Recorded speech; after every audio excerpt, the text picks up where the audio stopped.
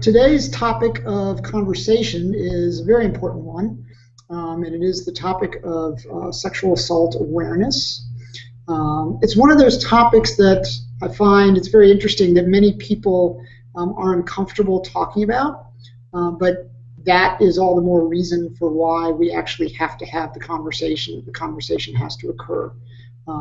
As I was thinking about this and preparing for this conversation, it's very interesting how many people I'm aware of in my life that have been touched by some semblance of sexual assault in one way, shape, or form, including, as I just recently found out, one of my chapter brothers' daughters had actually been through a fairly severe incident about 7 years ago, and she continues to struggle with that ever since. So it's certainly a conversation that needs to occur. It is an issue nationwide. It is certainly an issue in the microcosm of our university system, which is, as I said, it's a microcosm of the national dialogue as well. And so it's something that we really need to think about and be prepared for. And really, as you think about it from a Phi-Psi perspective and our concept of us being men of honor, which is part of our creed and motto, how do we as men of honor within Phi Kappa Psi help prevent sexual harassment? And I think the other piece, as I was thinking about this, it's not, the classic sexual harassment, at least for me in my generation, was the no means no.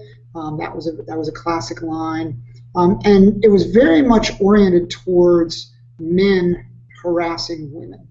And certainly while that still continues to be an issue, I think over the last decade, sexual assault and harassment has taken on a much broader sense now. And so it's how do you deal with everybody, regardless of what your gender is, when somebody assaults or takes advantage of you in a way that is very intimate and very offensive, regardless of your sexual orientation, that's still considered an assault. And so whether it's our transgender brothers, whether it's our homosexual brothers, it doesn't matter.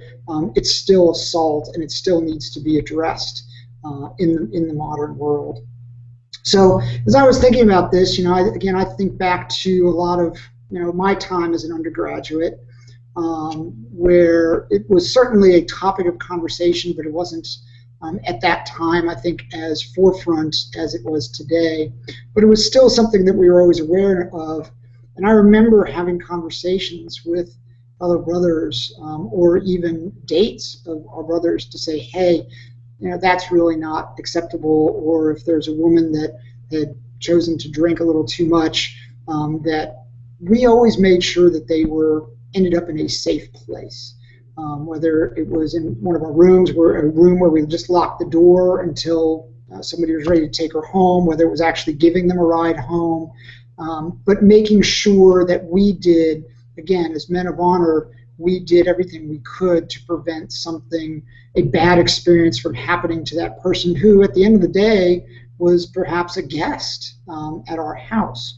Or at our event, no less. And so how would you treat a guest that came to your house? You'd want them to have a great experience. And so that was something that really I know within myself and my fraternity brothers that we focused on, is making sure that we all looked out for each other. And if somebody started to get out of line, that we helped them correct themselves to make a better choice in terms of how they would treat our guests. So anyways, a little bit from my background. I don't know, Kyle, maybe I can bring you into the conversation. I'm not trying to bang on age here, but we were on a slightly different generation, so perhaps a slightly different perspective. But I'd be interested in your perspective from when you were in school, again, different university, different generation, and some of the thoughts and how you, as men of Phi Kappa Psi, men of honor, helped to drive prevention and awareness of this all important issue. Any thoughts? Yeah. So Kyle Hickman, Senior Director of Communications. I think the piece that I would really highlight is when I traveled as a consultant for the fraternity a couple of years ago, and I say that because when I was on the road and I visited over 60 schools in 2 years, you don't just interact with members of Phi Kappa Psi, you interact with members of a number of different organizations, fraternities, sororities, non-Greeks, And it became very, very clear as I visited these campuses that sexual assault was a huge problem, massive issue for Greeks and non-Greeks alike. And obviously, you talk to the researchers. There's a lot of reasons for that. The social scene obviously plays a big role, but there's also masculinity issues. There are this concept that men have about being the pursuer, and a lot of men struggling with the idea of being turned down or whatever it happens to be. And so it's a heavy, well-researched topic that colleges and universities across the country are doing a lot to try to combat right now. There's a lot of resources being dug into this topic, and I think when I was on the road and visiting fraternity men across the country, it became very clear there was a very real issue, and that was 5-6 years ago. And so it's clear today, with all the advocacy going on, lots of different groups doing some great work, that there's still more work to be done.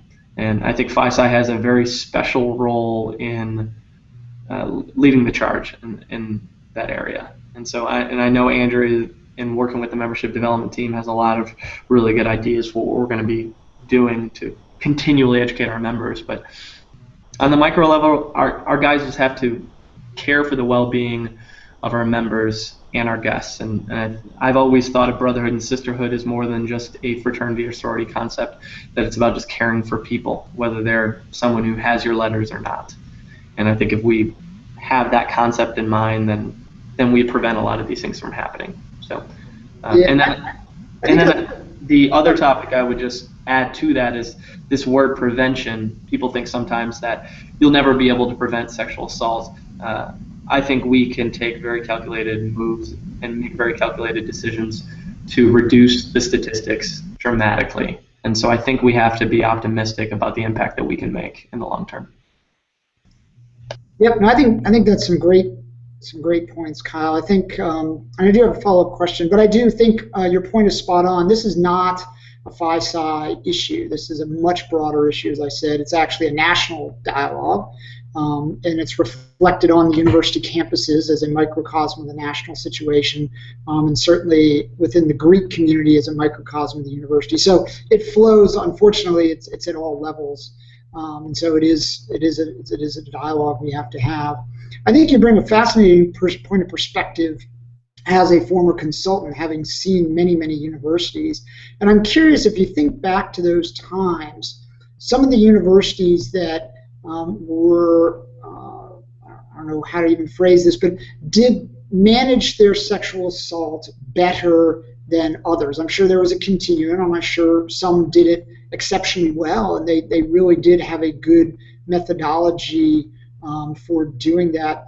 Can you, as you think back, I'm wondering if you can think of anything, or whether they were very small things that they did, or just overarching cultural approaches, but things that they might have done that would set them apart from other chapters, whether they be Phi Psi or other Greek chapters that maybe did not have as good a track record, shall we say, as they did. I'm just curious if there are any best practices or anything that you observed that comes to mind that you could share. So your question relates to what are some of the things that our chapters have done to create safer environments, or the universities?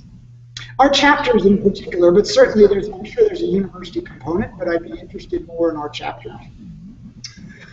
Yeah, so thinking about some of the groups that I visited, I think the ones that did it really, really well, one, as they're planning out events, they're doing a crisis management analysis on the front end, so they kind of know when they walk into a new environment, whether it's for a formal, a social, whatever it happens to be, they already know what needs to happen if something goes wrong, or what are the dangers or risks inherent with this event that could create a problem for us later in the night.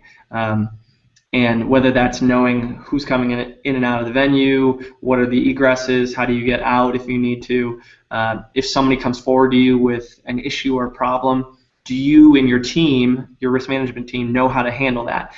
Do you know what resources are available to you on campus? what professionals are available that you could easily send a student to, or what are the counseling services available. The chapters that did a really good job with this knew what the resources were, had a plan of action already set, had practiced that and worked it out with their chapter, with their advisors, and could easily tell you why something like this was so important for them. Rather than just holding an event and saying you care about something, these are groups that had some procedures down that you could add. You could ask any member in the chapter, and it wasn't just that one guy who was a president who seemed to be in tune with what was going on. A critical mass of the members could tell you what resources are available, why we care about this, and how do we act if something happens.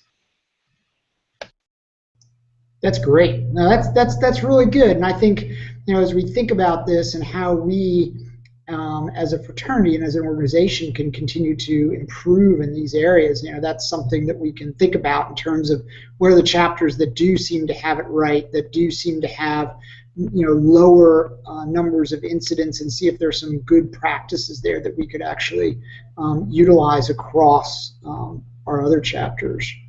Andrea, I know you've done a fair amount of work as well in this, and you probably have a broader perspective, not just Phi-Sci, but more broad across both university as well as the Greek life. I wonder, similar kind of question to you. Any thoughts or good practices that you've seen or heard or know about? I know the Greek Life EDU also has some things that might be valuable to share.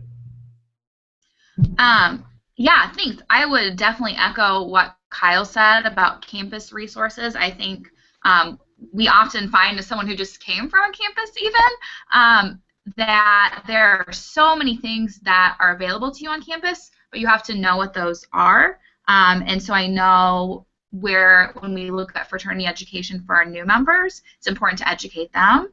It's also important to educate all members, because you might not need that resource in your first 6 weeks, but when you do, you're going to be glad you know about it. So taking time to educate about counseling, also reducing the stigma around mental health. So if you've been affected by something, knowing it's okay to seek out counseling. Bystander intervention programs are definitely a best practice. We'll be offering some additional resources this upcoming fall for that. So understanding that even if you're not directly involved in the situation, you can intervene and have an impact and get someone help or support, or just check in. And then I think just organizations that are just having this conversation, taking the time to dialogue about what consent is and isn't, taking the time to talk about, as Kyle said, masculinity, taking the time to talk about what is a healthy relationship, what do I want in a relationship, what does that look like?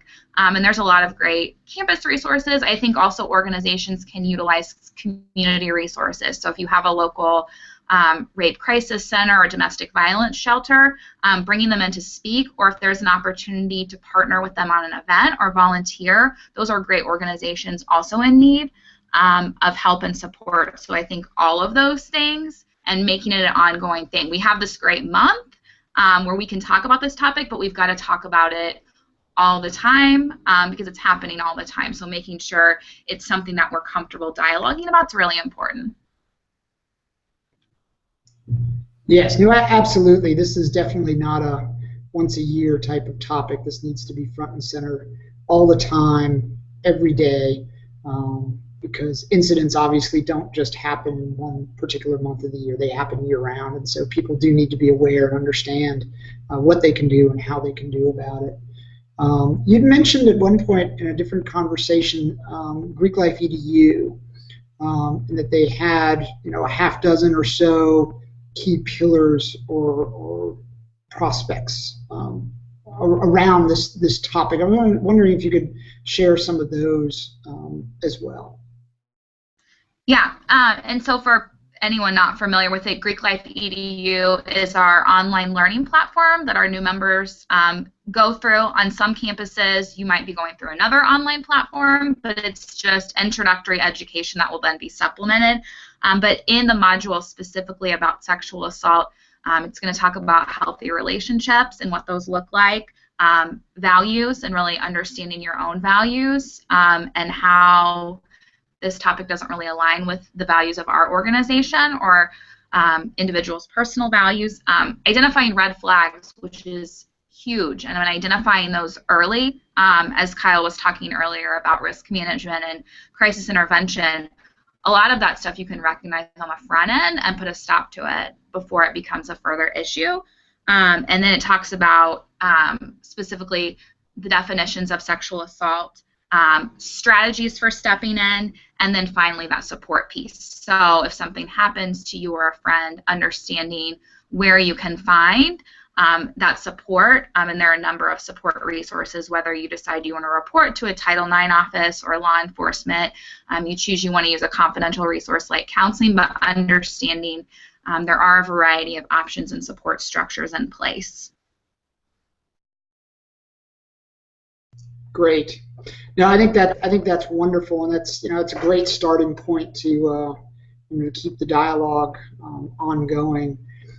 Certainly, there's going to be a lot more to talk about on this topic. It's one of those where we just, like I said up front, conversation just needs to happen, and it needs to be continuous to keep people keep it front and center of everybody's mind. Kyle, did you have any parting thoughts? Yeah, and I know Andrea will 100% resonate with this comment, because I've seen her give a presentation on it before. But what we need to do with our men across the country, and just fraternity men in general, is create environments where it's okay to be uncomfortable and it's okay to talk about this stuff, because there are a lot of topics like this. I know racism is one that a lot of folks really struggle with. Our job is, as a fraternity and as brothers, is to allow environments where our members can be vulnerable and could talk about things that they're really not quite sure about, because I guarantee you we have a number of members across the country who don't feel comfortable talking about something or don't have the information, the education they need, and because of masculinity, because of the environments that our chapters create, sometimes they don't feel comfortable opening up about it. And we have to make discussing things like sexual assault a cool thing to do. We have to make it the in thing to do, because then that kind of message spreads and they'll educate one another, and our members take ownership over the education of each other. And that's really, I think, where we want to be. And I'm sure Andrea can kind of add to that a little bit, but that would be my parting thought going forward.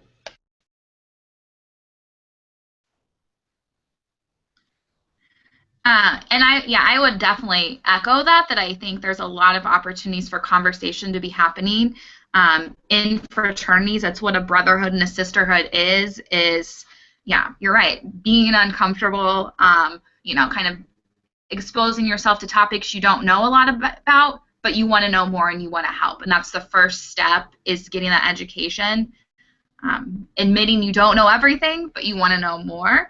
And it's certainly a process, and having that support of people who, if something happens, are going to be there for you is a really powerful thing. So I think, yeah, definitely seeking that out. And I would say, too, our headquarters team can help you find those resources. If you aren't sure who you need to contact, what you need to do, you have an idea, but you're not sure what to do with it, let someone on our team know, and we can help you make that happen. And if we're not the right person, we'll make the commitment that we'll figure out who the right person is.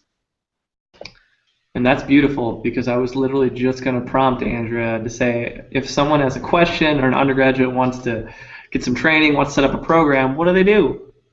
We're on the same wavelength.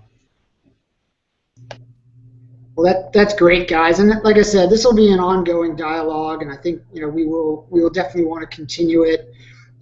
My parting thought as I was listening to the conversation here, I hearken back to some of the words that we speak in terms of, as you honor yourself, you honor her, and as you disgrace yourself, you disgrace her, with, in that case, her being the fraternity.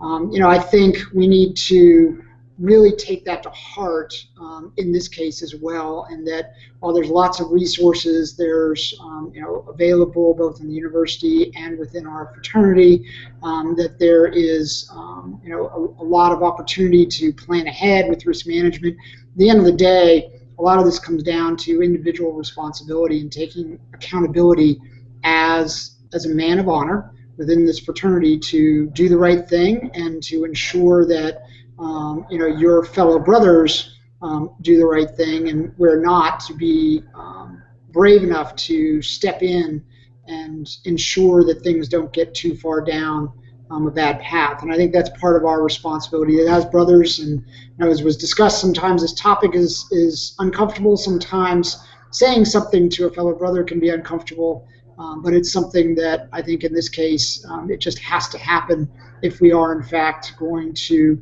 do our part in preventing sexual assault. So with that, thank you guys, and look forward to the next conversation.